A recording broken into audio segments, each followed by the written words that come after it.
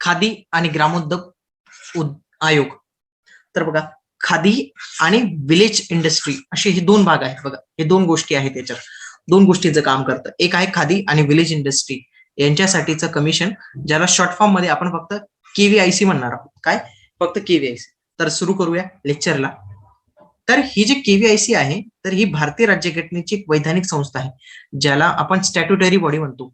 Statutory body म्हणजे अशी संघटना की जी संसदेच्या किंवा राज्य विधिमंडळाच्या एखाद्या कायद्याद्वारे तयार झालेली असेल, तेव्हा त्याला आपण ही वैधानिक म्हणतो. घटनात्मक संस्था म्हणजे काय? की जिचं घटनेत काहीतरी स्थान आहे. सिम्पली म्हणजे अशी संस्था की जिचं घटनेमध्ये काहीतरी स्पेसिफिक कलम आहे, 304, 302, 301 कलम, तर त्याला आपण घटनात्मक संस्था म्हणतो. परंतु नीती आयोग जर बघितला ना, तर हा घटनात्मक नाही, वैधानिक नाही, तर ही जी आहे तर कार्यकारी विभागाच्या एका ऑर्डरद्वारे तयार झालेली आहे.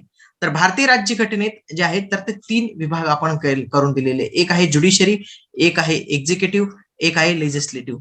लेजिस्लेटिव्ह म्हणजे हे सगळे आपले आमदार खासदार, त्याला आपण लेजिस्लेटिव्ह म्हणतो. एक्झिक्युटिव्ह म्हणजे हे सगळे मंत्री संत्री, मुख्यमंत्री, पंतप्रधान हेच, आणि सगळे आपले जजेस, ज्युडिशरी.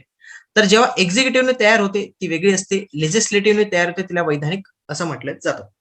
पुढे, हे कोणत्या मंत्रालयाच्या अंदर येते असा प्रश्न येऊ शकतो. सिंपल आहे याचा आन्सर एमएसएमई मंत्रालय जे आहे, सूक्ष्म, लघु आणि मध्यम, हा त्याचा शॉर्ट फॉर्म आहे, म्हणजे लॉंग फॉर्म आहे. मायक्रो, स्मॉल आणि मीडियम, ज्याला एमएसएमई म्हणतात, micro small medium enterprises. Okay, तर त्या या मिनिस्ट्री अंतर्गत आहे. याची स्थापना कधी झाली? एकदम फेवरेट क्वेश्चन, 1965 कायद्याद्वारे, अधिनियम द्वारे झाली आहे ना, कायद्याद्वारे झालेली आहे ना, म्हणून आपण याला काय म्हणतो? वैधानिक संस्था म्हणतो. त्याच्यानंतर 1965 आणि 2006 मध्ये सुद्धा यात 2 वेळा जे आहे घटना दुरुस्ती झालेल्या आहेत. काही तथ्यात्मक माहिती बघूया की ज्याच्यावर आयोग डायरेक्ट प्रश्न विचारतो. याचं मुख्यालय कुठे आहे? आपल्या महाराष्ट्रातील मुंबई येथे आहे. 1957 मध्ये स्थापना झाली. अध्यक्ष कोण आहे? विनय कुमार सक्सेना. एमएसएमई मंत्रालयाअंतर्गत, आणि ही वैधानिक संस्था आहे. या गोष्टी पाठ करायच्या, जे आपण तथ्य मिळतील ना ते डायरेक्ट पाठांतर करायचं. ओके, पुढे बघूया.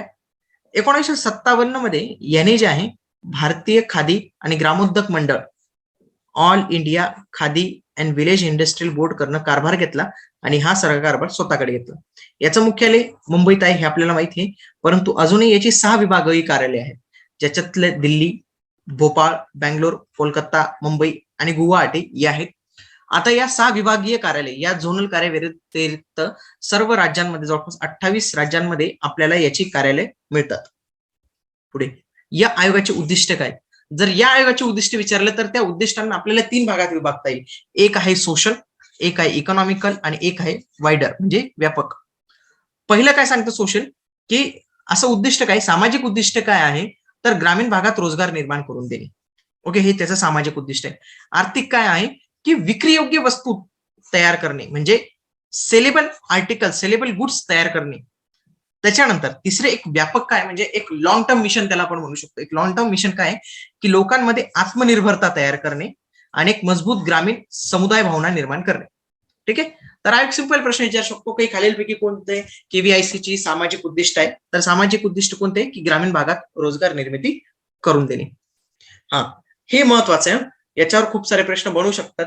आता याच्यावर जर प्रश्न आला ना, म्हणजे असा प्रश्न आहे की खालीलपैकी कोणकोणती ही केव्हीआयसी ची कार्य आहेत, तर जनरली याचा आन्सर 4 असेल, म्हणजे ABCD असंच असेल, लक्षात ठेवा. आणि जर असेल तर वेगळा प्रश्न असेल तो कोणी सॉल्व्ह करेल, पण जनरली असे जे प्रश्न असतात ना, कार्य काय काय नाही, तर त्याचं सिंपल आन्सर असतं की जे पण काही 4 विधानं दिलेले तर ते 4 विधानं बरोबर असतात. ओके, पण हे प्रत्येक वेळी लागू होत नाही बरं का. हा जो पॅटर्न आहे ना, की एबीसीडी वाला पॅटर्न, तर हा प्रत्येक वेळी लागू होत नाही.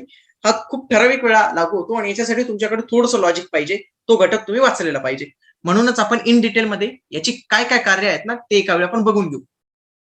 तर या आयोगाचं काम काय आहे, की खादी आणि ग्रामोद्योग विकासासाठी वेगवेगळ्या कार्यक्रमांची योजना आखणे, त्या योजनांना प्रोत्साहन देणे, त्यांचे आयोजन करणे आणि त्यांची अंमलबजावणी कशी होते ते सगळं पाहण्याचं काम हे केव्हीआयसीचं आहे. पुढे, ग्रामीण भागातील ज्या काही संस्था, अनेक ज्या संस्था असतात, जसं काही एनजीओ असतात, जर त्या काम करत असतील तर त्या सगळ्यांची समन्वय साधणे, त्यांच्याशी कोऑर्डिनेशन प्रस्थापित करणे. त्याच्यानंतर हा आहे ना, रिझर्व्ह मटेरियल, रॉ मटेरियल ठेवतो, म्हणजे रॉ मटेरियलचा काहीतरी साठा करून ठेवतो, जेणेकरून सप्लाय चेन जे आहे तर डिस्टर्ब होऊ नये, त्याला प्रोत्साहन देण्यासाठी कच्च्या मालाचा राखीव साठा नेहमी केव्हीआयसी कडे असतो. त्याच्यानंतर या कच्च्या मालावर प्रक्रिया करण्यासाठी काही मदत करणाऱ्या सामान्य सेवा सुविधा निर्माण करण्यास मदत करते, ज्याला कॉमन सर्व्हिस फॅसिलिटी असं म्हणतो. त्याच्यानंतर हे जे केव्हीआयसी आहे हे कारागीर किंवा इतर संस्थांद्वारे तयार झालेले जे उत्पादन असतात, खादी उत्पादन, तर त्यांचं विपणन, म्हणजे ज्याला म्हणजे इंग्रजीमध्ये छान शब्द आहे मार्केटिंग जे आहे तर ते करण्यास मदत करते.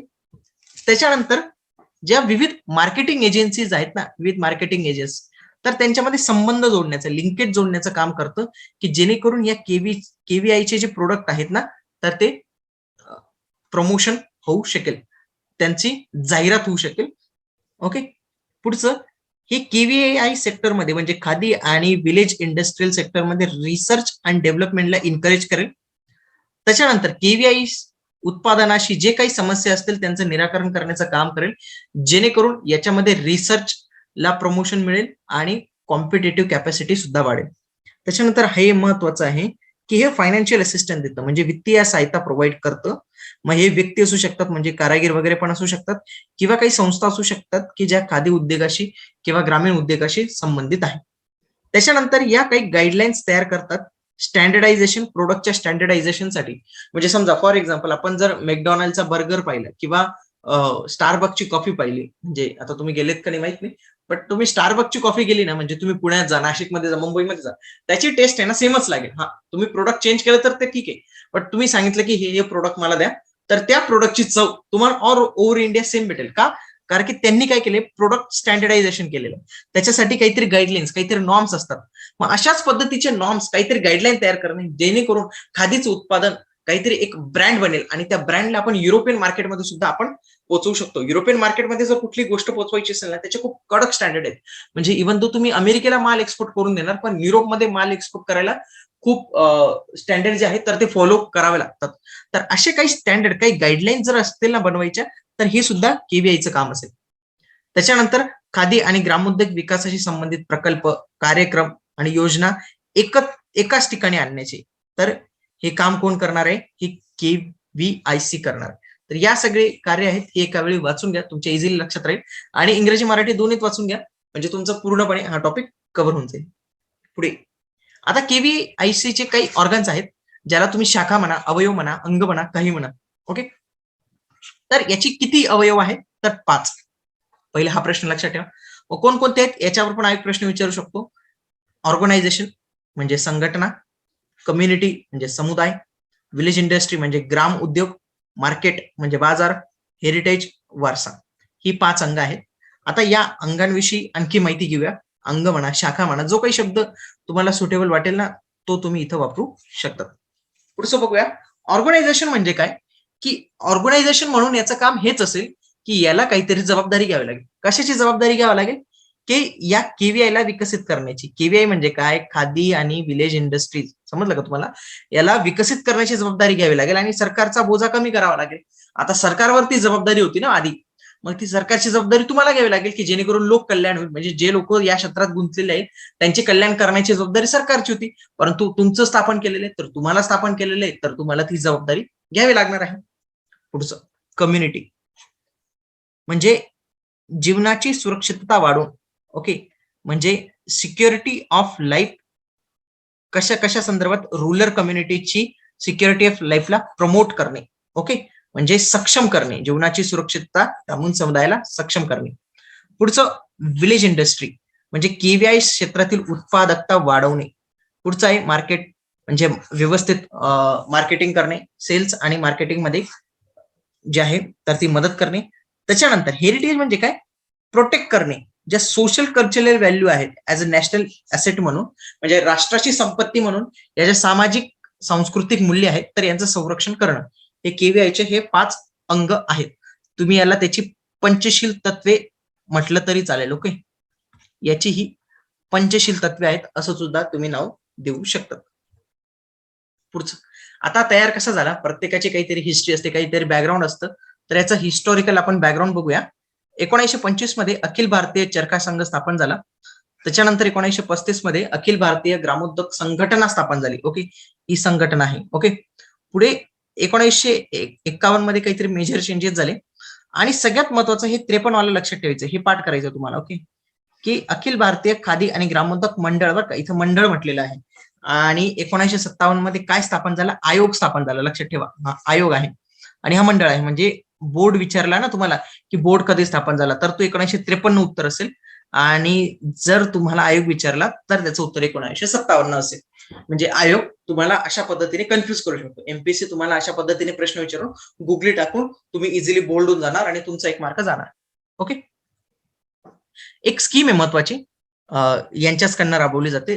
त्याला म्हणतात market development assistant, MDA. MDH नाही बरं का, ते MDH वाले मसाले वेगळे. हे आहे MDA, बाजार सहाय्य विकास, बाजार विकास सहाय्य. 2010 मध्ये भारत सरकारने एक योजना सुरू केली. कशासाठी?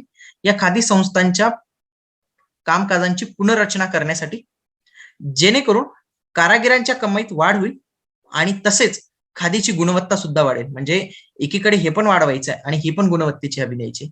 याच्यासाठीच 25% रक्कम असेल तर ती स्पिनर आणि विणकरांना थेट त्यांच्या खात्यात दिली जाणार आहे. ही एक स्कीम होती. काय लक्षात ठेवायचंय की 2010 मध्ये सुरुवात झाली. कशासाठी? खादी संस्थांच्या कामकाजाची पुनर्रचना करण्यासाठी आणि याच्यामध्ये 25% रक्कम दिली जाते. पुढे जाऊया.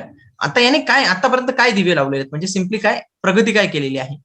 तर एका कार्यक्रमात नरेंद्र मोदी यांनी म्हटलं होतं की जी खादी आधी देशासाठी होती, जी फॅशनसाठी ओळखली जायची, ती आता परिवर्तनाची खादी बनत आहे. मिशन सोलार चरखा यांनी महिलांमध्ये आत्मसन्मान आणि स्वावलंबन जागृत केलेले आहे. आता काही आकडेवारी दिलेली आहे खादी उत्पादन आणि विक्रीशी संबंधित, ते आपण बघूया. पहिली आकडेवारी अशी सांगते की खादीचे उत्पादन, सरासरी उत्पादनाविषयीची पहिली आकडेवारी आहे. पहिली आकडेवारी कशाविषयी आहे? उत्पादनाविषयी. ते असं सांगतं की 2004 ते 14 मध्ये खादीचं उत्पादन 6.5% एवढं होतं. तेच वाढून 26.43% झालं. म्हणजे खूप मोठी वाढ आपल्याला दिसते. त्याच्यानंतर दुसरी आकडेवारी आहे ती सरासरी विक्रीविषयी, सेल्स विषयी आहे, की 2004 आणि 14 मध्ये 6.62, जी 2015-18 मध्ये 31% वाढलेली आहे. त्याच्यानंतर 2015 ते 18 या दरम्यान आधुनिकीकरणासाठी उपलब्ध देण्यात आलेल्या जे खादी विक्री केंद्रांची संख्या आहे ती 728 होती. आणि हेच प्रमाण 2004 ते 14 मध्ये 0 होते, 0. ओके, आणि 2015 ते 18 मध्ये जवळपास 728 यांना मॉडर्नायझेशनसाठी पैसे देण्यात आले. त्याच्यानंतर नुकतेच खादी संस्थेला 400 संगणक, हार्डवेअर आणि सॉफ्टवेअर सुद्धा पुरवण्यात आलेले आहे. ही आकडेवारी महत्वाची आहे. ही आकडेवारी एका वेळी व्यवस्थित वाचून जाणे. आकडेवारी. पुढे काहीतरी अशी महत्वाची तथ्य पाहूया की ज्यांच्यावर आयोग प्रश्न विचारू शकतो, की आपण कलेक्ट केलेले आहे. तर 2018 मध्ये पहिल्यांदाच नवी दिल्ली येथे जे आहे खादी हाटची स्थापना करण्यात आली. असं विचारलं जाऊ शकतं की कधी खादी हाटची स्थापना झाली? 2018 मध्ये. कुठं स्थापना झाली? नवी दिल्ली येथे. त्याच्यानंतर इंडियन इंटरनॅशनल ट्रेड फेअर मध्ये डिजिटल इंडिया पवेलियनची स्थापना या केव्हीआयसीने केली. तर डिजिटल इंडिया पवेलियनची स्थापना कोणी केली? केव्हीआयसीने. एप्रिल 2018 मध्ये जेव्हा महात्मा गांधीजींच्या भेटीच्या स्मरणार्थ पूर्व चंपारण येथे जे आहे एका मोठ्या स्टीलच्या चरख्याचे उद्घाटन करण्यात आले होते. युगांडा, म्हणजे ज्याच्यात जवळपास एकेकाळी 1.5 लाखांपेक्षा जास्त हिंदू राहायचे आणि एका रात्रीत सर्व हिंदूंना काढण्यात आलं. जसं काश्मीरांना काढण्यात आलं तसं येथील सुद्धा हिंदूंना हाकलून देण्यात आलं. तर हाच तो युगांडा. तर या युगांडाला गांधी चरखा भेट देण्यात आला. ओके, आंतरराष्ट्रीय अहिंसा दिनानिमित्त, म्हणून याचं सिग्निफिकन्स होतं. केव्हीआयसी खादी आणि ग्रामीण उद्योगांमधील परिवर्तनासाठी कामगार कारागीर केंद्रित एक दृष्टिकोन देईल. खादी संस्थांसाठी केव्हीआयसी हे ई पोर्टल आणेल, जे कारागिरांना केव्हीआय उत्पादनाची जाहिरात आणि विक्री करण्यास मदत करेल. त्याच्यानंतर या केव्हीआयसीने एक स्कीम सुरू केलेली आहे, SFURTI. त्याला स्फूर्ती असं पण म्हणू शकतात. पारंपरिक उद्योगाच्या पुनरुत्पादनासाठी निधी योजना. ओके, ही एक स्कीम आहे. तर ही स्कीम काय ते आपण बघूया. ही स्कीम 2005 मध्ये लॉन्च झाली. सगळ्यात मेन प्रश्न येऊ शकतो, कधी स्कीम झाली? 2005 मध्ये. कशासाठी? पारंपरिक उद्योग आणि कारागिरांच्या क्लस्टर विकासाला चालना देण्यासाठी. हे वाक्य ना असं नसं विचारलं जातं की पारंपरिक उद्योग आणि कारागिरांच्या क्लस्टर विकासाला चालना देण्यासाठी कुठली योजना सुरू करण्यात आली? तर ही योजना होती. या योजनेचे काही प्रमुख उद्दिष्ट आहेत. पहिलं, पारंपरिक कारागिरांमध्ये शाश्वत रोजगाराला प्रोत्साहन देणे म्हणजे सस्टेनेबल एम्प्लॉयमेंटला प्रमोट करणे. दुसरं, पारंपरिक उत्पादनाची विक्री वाढवणे, त्याचं सेल्स जे आहे ते वाढवणे. त्याच्यानंतर कारागिरांमध्ये क्षमता निर्माण करणे, कॅपॅसिटी बिल्डिंग करणे. तिसरा आहे क्लस्टर गव्हर्नन्स सिस्टीम इम्प्रूव्ह करणे. आणि ई स्कॅप मध्ये पारंपरिक उद्योग आणि कारागिरांची स्थापना करणे. पुढचं विचारलं जाऊ शकतं की कोणकोणत्या योजना खालीलपैकी केव्हीआयसी राबवतो. तर या सर्व योजना ज्या आहेत त्या केव्हीआयसी राबवतो. याच्यामध्ये पंतप्रधान रोजगार निर्मिती कार्यक्रम, मार्केट प्रमोशन डेव्हलपमेंट असिस्टंट, व्याज अनुदान पात्रता प्रमाणपत्र, खादी कारागिरांसाठी कार्यक्षेत्र योजना, विद्यमान कमकुवत खादी संस्थांच्या पायाभूत सुविधांचे बळकटीकरण आणि विपणन पायाभूत सुविधांसाठी मदत, खादी सुधारणा आणि विकास कार्यक्रम, पारंपरिक उद्योगांच्या पुनर्जन्मासाठी निधीची योजना आणि खादी मिशन. या सर्व गोष्टी इथं इन्क्लूड आहेत.